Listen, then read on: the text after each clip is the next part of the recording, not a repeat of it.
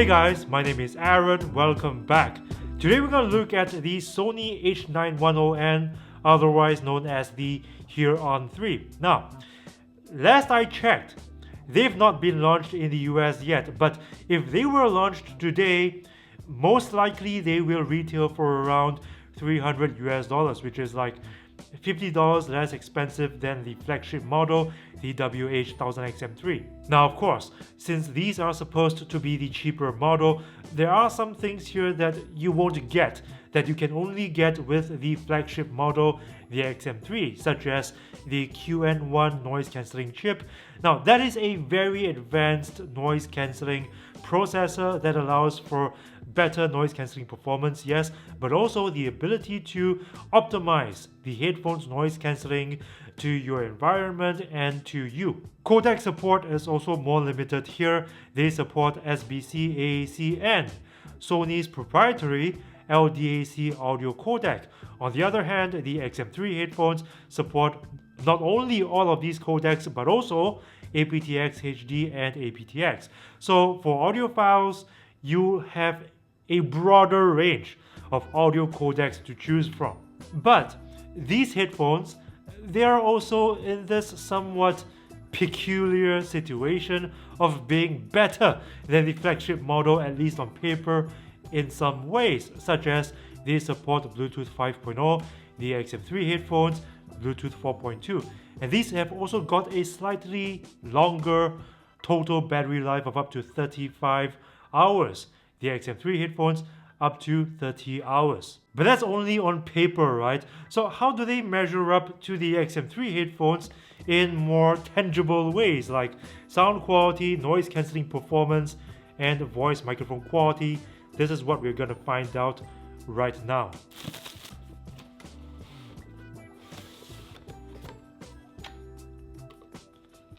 Alright, so these are the headphones. Let's take a closer look. Some patterns here on the cushions, very nice.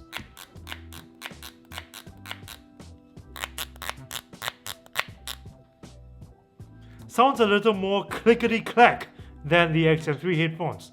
Just saying, it's louder for sure. Looks very similar to the XM3 headphones but feels a little more rubberized. Let's see how stretchy the headband is.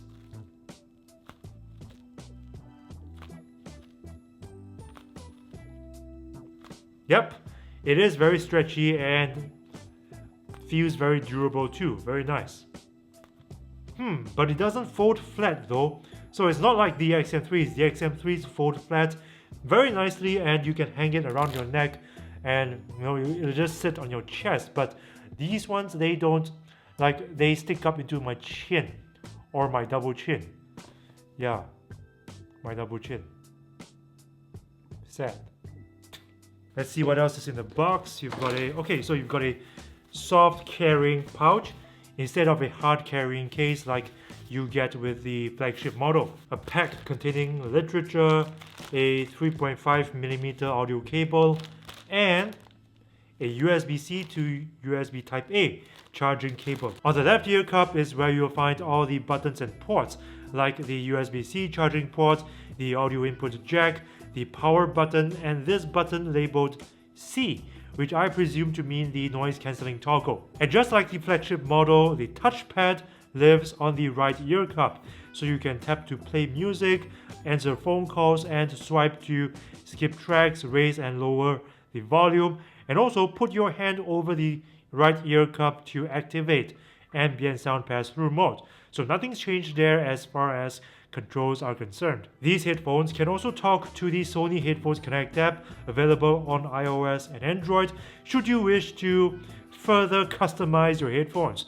So you can go into the app and adjust its EQ settings to suit your listening tastes and access other settings and features like DSE-HX, 360 reality audio, software updates, and adaptive sound control, which allows the headphones to automatically change the noise cancelling level to suit what you're doing at the time, like staying in one spot, running, taking public transport, etc. Okay, now let's check out its sound quality.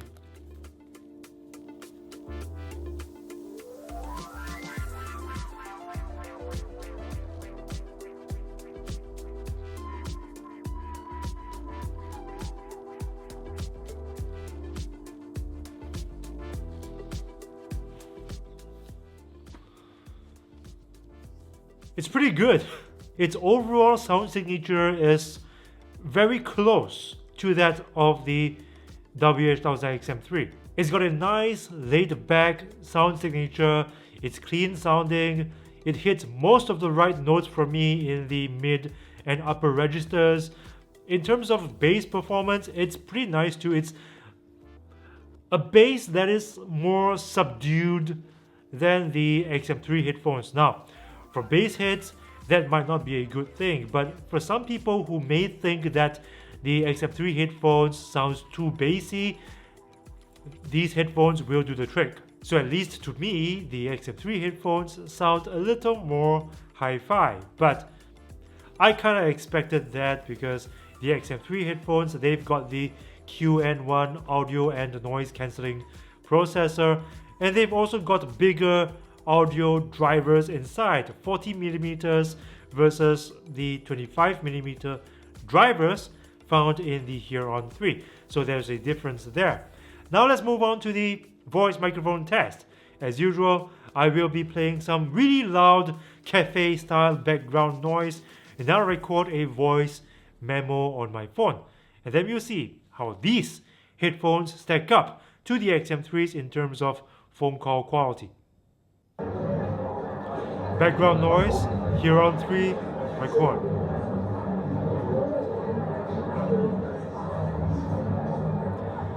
The quick brown fox jumps over the lazy dog.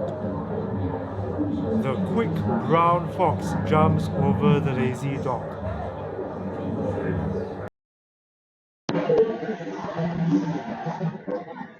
The quick brown fox jumps over the lazy dog. The quick brown fox jumps over the lazy dog. The quick brown fox jumps over the lazy dog. The quick brown fox jumps over the lazy dog. The quick brown fox jumps over the lazy dog. The quick brown fox jumps over the lazy dog. So as far as voice mic quality is concerned, the XM3 headphones did a little better. This is because it seems to do better in terms of background noise cancellation, and my voice sounds less robotic. But I thought the H.ear 3s were better in one way, and that is they seem to amplify my voice a little louder, and my voice sounds a little sharper, not as muffled as the XM3s, which can be a good thing. But both of these headphones have one thing in common, and this is something that this is probably my biggest gripe about either the H.ear 3's voice mic or the XM3's.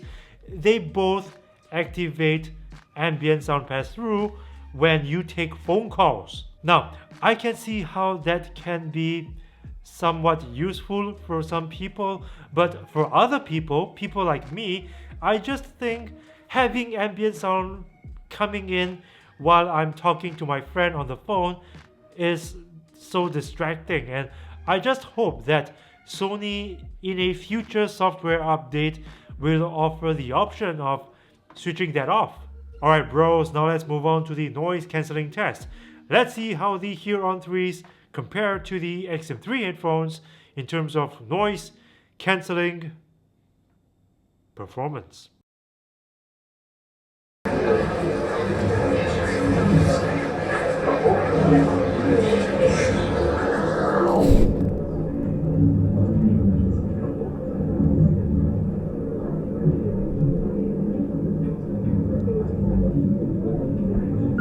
Noise cancelling.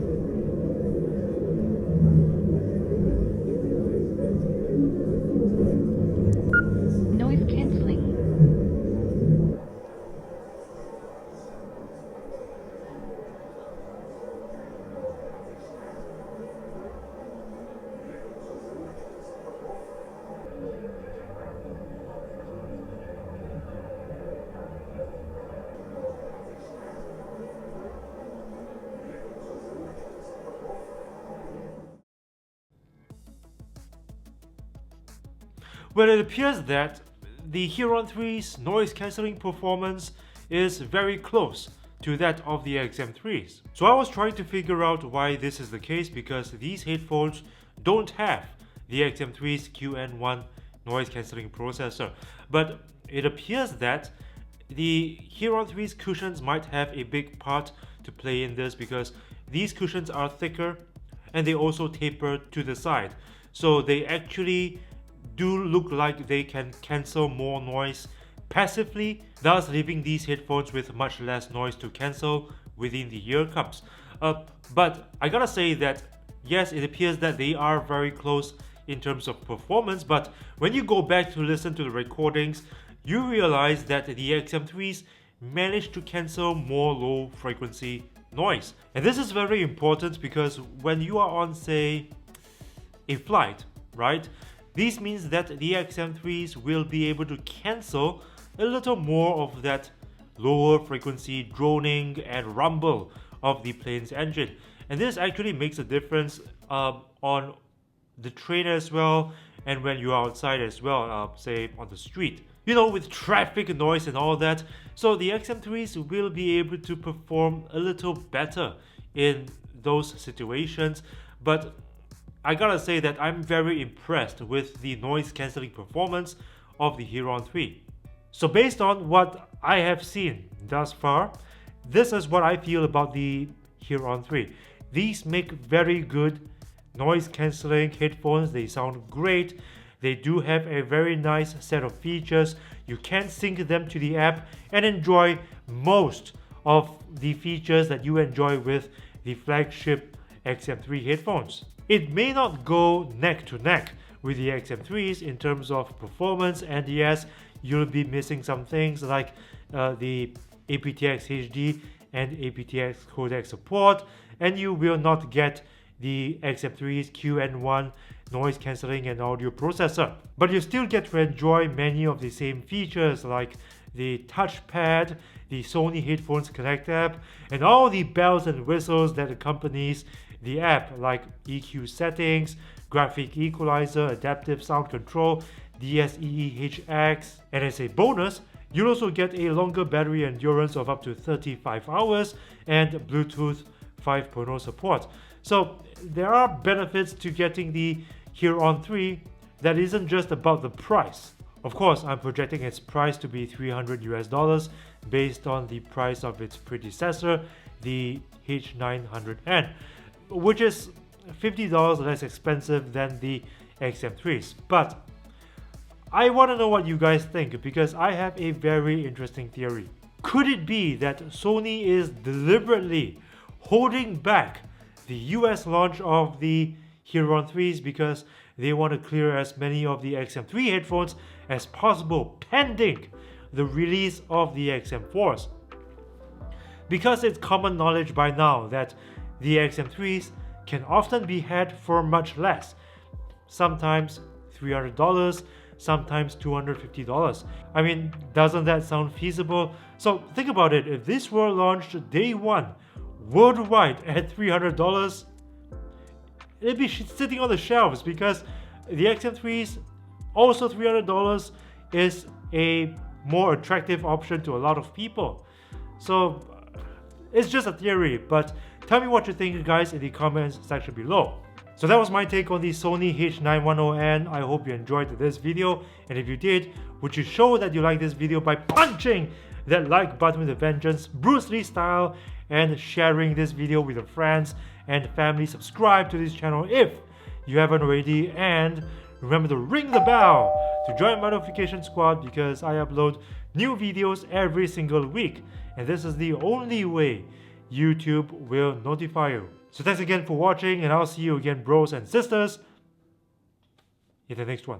If you're a humble person like me, this shirt is a great way to show your friends how humble you really are. And whenever you look in the mirror, to admire yourself of course, it will also help to remind you to always be humble. So guys, this is a pretty fun shirt to wear. You can check it out in the link below. It's available in t-shirt, tank top, and hoodie. Your purchase helps keep this channel going, and I appreciate your support, bros.